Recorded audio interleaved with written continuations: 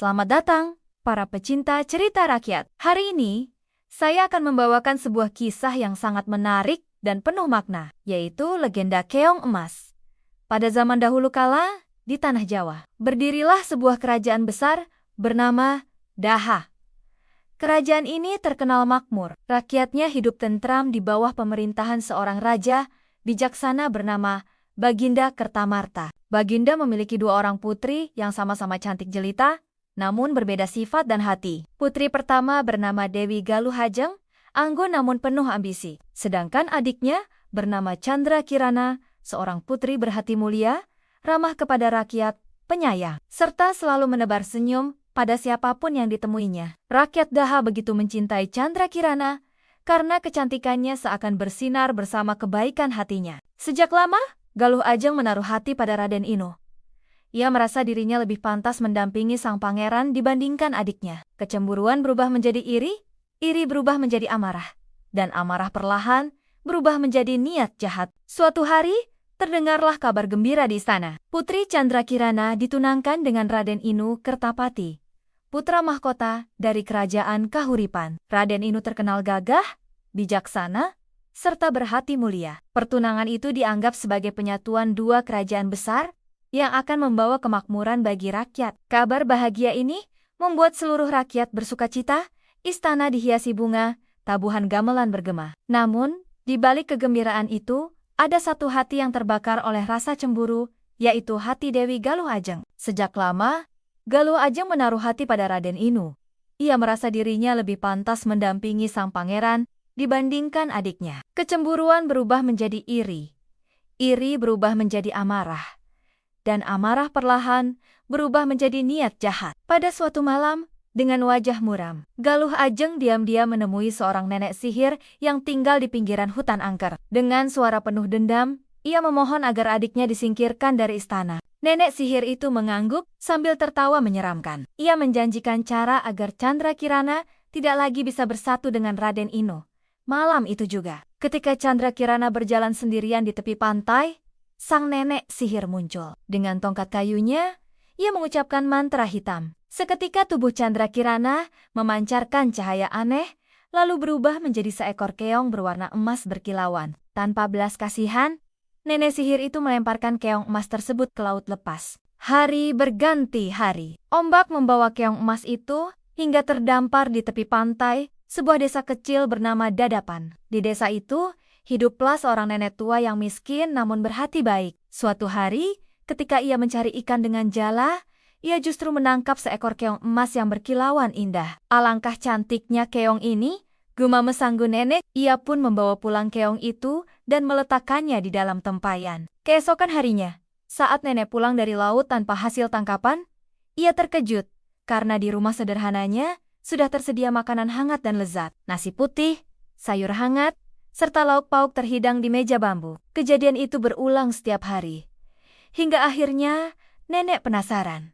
Siapakah yang menolongnya? Suatu pagi, nenek berpura-pura pergi ke laut. Namun diam-diam ia kembali dan mengintip dari jendela rumahnya. Betapa terkejutnya ia melihat keong emas itu berubah menjadi seorang putri cantik jelita, yang tak lain adalah Chandra Kirana. Dengan suara gemetar, sang nenek bertanya, "Siapakah engkau, putri cantik?" Chandra Kirana pun bercerita dengan sedih tentang nasibnya. Ia adalah putri kerajaan Daha yang disihir oleh kakaknya sendiri karena iri hati. Namun tak lama setelah bercerita, tubuhnya kembali berubah menjadi keong emas. Sementara itu, di kerajaan Kahuripan, Raden Inu Kertapati merasa gelisah. Pertunangannya mendadak berantakan karena Chandra Kirana menghilang tanpa jejak. Banyak yang mengatakan ia pergi tanpa pesan.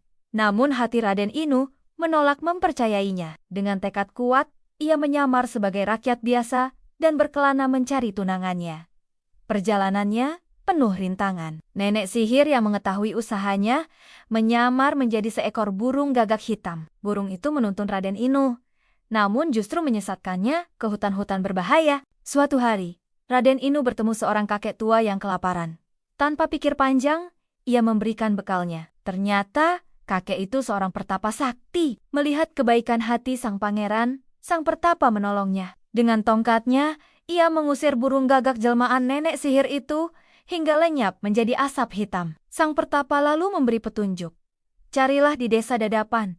Di sanalah engkau akan menemukan Chandra Kirana. Raden Inu menempuh perjalanan panjang, melewati hutan lebat, sungai deras, dan jalan berbatu. Hari demi hari ia berjalan, hingga akhirnya tiba di sebuah desa kecil bernama Dadapan. Dengan tubuh letih, ia mendekati sebuah gubuk sederhana untuk meminta air minum. Namun dari celah jendela, matanya menangkap sosok seorang gadis cantik yang sedang memasak. Hatinya bergetar.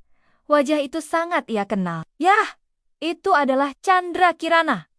Begitu mereka bertemu, keajaiban terjadi. Sihir nenek sihir pun lenyap seketika. Keong emas itu musnah, dan Chandra Kirana kembali sepenuhnya menjadi manusia. Tak lama kemudian, nenek pemilik gubuk datang. Dengan penuh hormat, Chandra Kirana memperkenalkan Raden Inu kepadanya. Raden Inu sangat berterima kasih kepada nenek yang telah menolong Chandra Kirana selama ini. Ia pun berjanji akan membawa nenek itu ikut serta ke istana. Raden Inu dan Chandra Kirana kemudian kembali ke kerajaan Daha di hadapan Baginda Kertamarta. Chandra Kirana menceritakan semua penderitaannya akibat ulah Galuh Ajeng. Baginda sangat menyesal karena tidak mengetahui kelicikan putri sulungnya. Adapun Galuh Ajeng, setelah perbuatannya terbongkar, ia diliputi rasa bersalah dan ketakutan. Ia melarikan diri ke hutan, namun takdir berkata lain. Galuh Ajeng terperosok ke dalam jurang dan meninggal dalam kesepian. Tak lama kemudian, istana menggelar pesta pernikahan agung. Raden Inu Kertapati dan Chandra Kirana menikah dengan meriah. Rakyat bersukacita, tarian dan gamelan bergema, dan istana dipenuhi kebahagiaan. Sebagai ungkapan terima kasih atas kebaikan hati dan kasih sayang nenek dari desa Dadapan, Raden Inu dan Chandra Kirana mengajaknya tinggal di istana. Nenek yang dahulu hidup sederhana di gubuk bambu, kini mendapat tempat terhormat.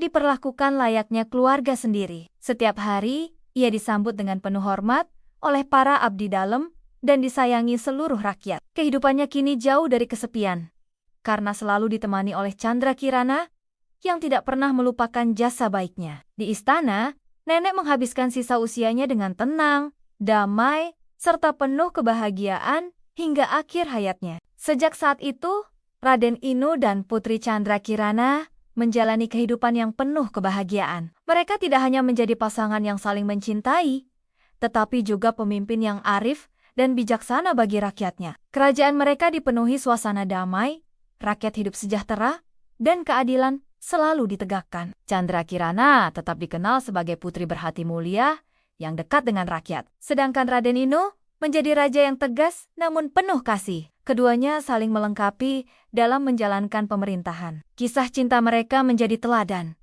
bahwa cinta sejati, kesabaran, dan kebaikan hati selalu membawa kebahagiaan abadi. Demikianlah kisah legenda Keong Emas, sebuah cerita rakyat yang syarat makna. Kisah ini tidak hanya menghibur, tetapi juga memberikan pelajaran hidup yang begitu berharga. Dari perjalanan Chandra Kirana, kita belajar bahwa kebaikan hati, keikhlasan, dan kesabaran pada akhirnya akan selalu mengalahkan iri hati, kedengkian, serta kejahatan. Meski sempat menderita karena ulah kakaknya sendiri, Chandra Kirana tetap tabah dan percaya bahwa kebenaran suatu hari akan terungkap. Selain itu, legenda ini juga mengajarkan bahwa keserakahan dan rasa iri hanya akan membawa penderitaan. Galuh Ajeng yang dikuasai rasa cemburu akhirnya menemui nasib tragis. Sementara itu, Chandra Kirana yang sabar dan penuh kasih justru memperoleh kebahagiaan sejati bersama Raden Inu.